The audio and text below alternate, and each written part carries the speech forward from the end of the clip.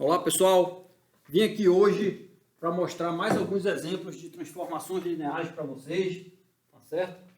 E só depois disso, depois de estar conhecendo bastante exemplos de transformações lineares, nós vamos ver mais propriedades delas, mais aplicações delas e assim a teoria vai seguindo naturalmente, ok? Então já dei uma arrumada aqui na casa para ficar um vídeo bem rápido. A aula hoje vai ter bastante tarefa para fazer em casa, tá certo? Eu começo aqui com o primeiro exemplo. O primeiro exemplo que está bem perto de uma aula que nós fizemos recentemente, que é de soma direta. Então eu começo aqui pegando dois subespaços de um espaço vetorial V, mas não são subespaços quaisquer, são subespaços onde o V todo se escreve como soma direta deles dois. Com isso eu posso definir uma transformação linear, né, que vai ser uma projeção em cada subespaço. Ou seja, vai ser uma projeção desse cara nesse e desse cara nesse, da seguinte maneira. Olha, eu já sei que todo vetor de V se escreve de maneira única como soma de um vetor de U e um vetor de W, porque é uma soma direta. Dada a unicidade dessa escrita, fica bem definido se eu estabelecer essa seguinte lei aqui, ó, que é essa seguinte propriedade, que é pegar o V e projetar no U, ok? E da mesma maneira aqui. Então eu pego o V, já que ele se escreve de maneira única como U e W, então eu pego ele e levo no W. Então são projeções em cada subespaço. Então a primeira tarefa aqui de hoje é verificar a consistência dessas duas definições, tá certo? Por que isso daí é consistente no sentido de lei bem definida, como vocês costumam ouvir por aí, tá certo? No sentido de transformação, parecido como você já conhece lá de funções, tá certo? Então, fica essa tarefa de verificar se isso daí é consistente. É uma coisa bem definida mesmo. E a tarefa também de verificar que isso daí são transformações lineares, tá bom? Você vai ver que isso daí também não é difícil. O segundo exemplo, eu peguei uma transformação aqui do Rn nele mesmo e da seguinte maneira, o V vai ser levado num A escalar V mais um V0. O V0 aqui é um vetor fixado do Rn, ele não muda, quem fica mudando aqui, quem é a variável aqui é esse V aqui, ó. E o A é uma constante não nula, fixa, tá certo? E o que você tem que verificar aí, a primeira tarefa é verificar que isso daí é uma reta no Rn, tá bom? Você pode fazer isso aí de R3 em R3 e verificar se isso de fato é uma reta em R3, porque de R4 para cima não dá para fazer mais, né? Então você faz pelo menos de R3 em R3, ou então se você quiser você faz de R2 em R2, né? Aí depois você tenta generalizar essa ideia de retas para espaços euclidianos de dimensão n qualquer, tá bom? Então esse aqui não vai ser uma transformação linear, porque ele não cumpre a propriedade básica, aquela propriedade imediata que você tira lá da definição, que é levar o vetor nulo do domínio no vetor nulo do contradomínio. Que no caso aqui o vetor nulo, você sabe que o Rn é um espaço vetorial cujo vetor nulo é a origem. Ele não leva a origem na origem, porque se você colocar a origem aqui, ó, aqui vai dar o vetor nulo, né? Vai dar a origem aqui, né? A vezes a origem vai dar a origem, mas o V0 não vai dar a origem, vai dar o V0, tá certo? Então isso daí não pode ser uma transformação linear. Então é claro que aquelas condições I e 2I da definição de transformação linear não vai dar certo, porque se já não cumpre a condição necessária de levar vetor nulo e vetor nulo, então não vai dar certo aquela. Mas fica a tarefa de você verificar que alguma delas não vai dar certo, né? Muito possivelmente as duas não vão dar certo. Mas Pode ser até que uma delas dê certo em algumas situações, mas pelo menos uma não vai dar, que é, no caso, a linearidade da soma e aí a linearidade do produto por escalar. Tá certo? Então, isso daí certamente não vai ser uma transformação linear. Não vai ser, no caso, um operador linear. Né? Operador porque domínio igual a contradomínio. Já essa aqui vai ser, porque essa daqui eu tirei o que estava dando problema, o V0. Ó. Tirei o V0. Então, e ela cumpre a condição necessária. Ela leva o vetor nulo no vetor nulo. Está aqui, ó. Aqui vai dar o vetor nulo. Coloca o vetor nulo aqui, vai dar o A, é uma constante, né? Vai multiplicar aqui, vai dar o vetor nulo. Beleza. Só que isso não prova ainda que é linear. Ela só cumpre a condição necessária. Tem que provar, na verdade, a definição. I 2I. Ou aquela condensada lá, que é a estrela, né? Tá bom. Então, mais duas tarefas aí, além da primeira, mais essas duas. Certo? Verifique também a consistência da definição, se a definição é boa. Né? Agora vocês têm que aprender a fazer isso para ver se as coisas estão bem definidas, porque antes de você provar que a coisa é linear, tem que ver se a definição é boa, né? No sentido de aplicações que você reconhece lá. Tá bom?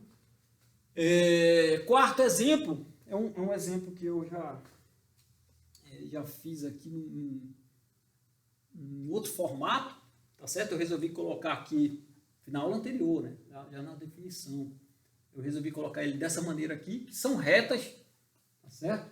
Ele é parecido com aquele lá, só que eu fiz no R2. São retas no R2, só que são retas que não passam pela origem. Então, você bota a origem aqui, ó, você vai ver que vai dar zero, aqui vai dar 0B. Então, ela não passa pela origem. Ou seja, esse operador aqui, ele não leva o vetor nulo no vetor nulo. Então, ele não pode ser linear. Então, vai falhar novamente uma daquelas condições I e 2I. Fica novamente essa tarefa.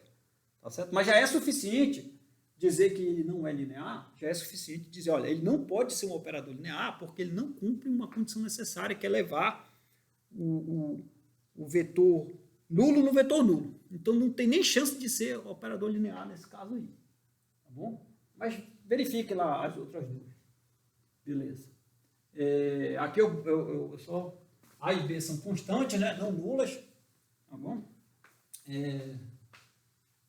O quinto é o mesmo, né? Só que eu tirei o B, que era o que atrapalhava, na verdade, o que atrapalhava. E isso daí vai ser, sim, um operador linear. Se você for ver, ele cumpre a condição de levar o vetor nulo no vetor nulo. Tá certo?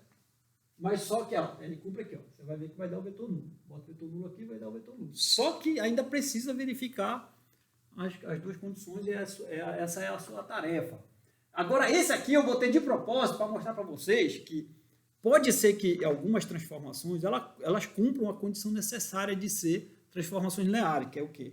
Levar vetor nulo no vetor nulo. Contudo, pode ser que ela não seja linear ainda, mesmo cumprindo a condição necessária, porque aquela condição de levar vetor nulo é só condição necessária, ela não é suficiente. Está aqui um exemplo.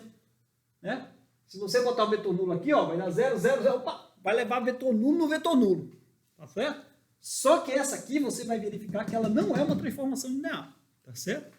Então, mais outra tarefa aí. E essa daí é fácil. E o problema está em coisas desse tipo aqui. Ó, que quando aparece coisas desse tipo aqui, você acaba perdendo a linearidade da transformação. Porque a linearidade é você quebrar a soma, né? E quebrar produto por escalar. Quando você tem coisa desse tipo aqui, aí quando você botar a soma, certamente vai dar errado, porque uma coisa, por exemplo, ao quadrado, ao cubo, alguma coisa, você não vai poder quebrar essa coisa ao quadrado, ao cubo, e essa coisa não, vai ter mais termo. É isso que vai impedir a transformação ser linear. O sétimo exemplo é um exemplo que nós já vimos, eu falei, eu já tinha feito isso de propósito, em algum momento, tá certo? Que é quando eu tenho uma transformação que ela sai de um Rn no Rm, aí eu pego uma matriz, eu já falei isso também em alguma aula, uma matriz do tipo n por n, tá aqui uma matriz, para definir essa transformação, ou seja, essa transformação ela é definida via uma matriz que eu escolhi lá no espaço das matrizes de ordem m por n com entradas reais. Então, eu peguei uma de lá, escolhi e vou definir a minha transformação por essa matriz. De que maneira? Eu pego essa matriz, multiplico pelo vetor coluna associado a esse vetor aqui. Observe que isso aqui é um vetor de Rn, então isso daqui é o vetor coluna do tipo n por 1. certo? É uma matriz, né? Eu posso olhar como uma matriz, tá certo?